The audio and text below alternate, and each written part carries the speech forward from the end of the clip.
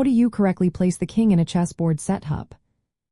Imagine you're about to start a game of chess and want everything to be perfect from the very first move. The key piece to get right is the king, because it's the centerpiece of the game.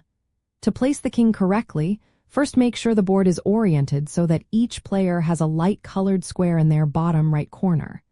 This is a simple but important rule that keeps the game consistent.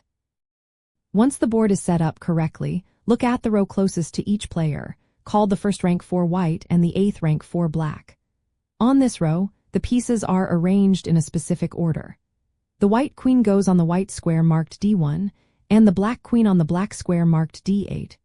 The king then goes directly next to the queen, on the E1 square for white and the E8 square for black. This means the white king is placed on the E1 square, which is the white square to the right of the white queen.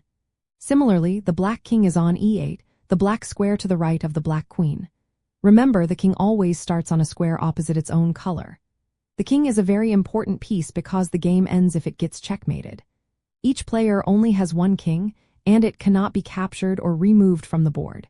It's protected by the row of pawns in front of it, which act as a shield.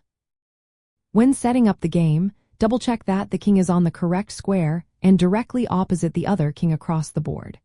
This setup makes sure the game begins with all pieces in their proper places, following the standard rules of chess.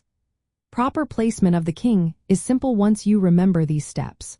Orient the board correctly, place the queen on her matching color, and put the king right next to her on the e-file. This way, your game will start smoothly, and you'll be ready to make your first move with confidence.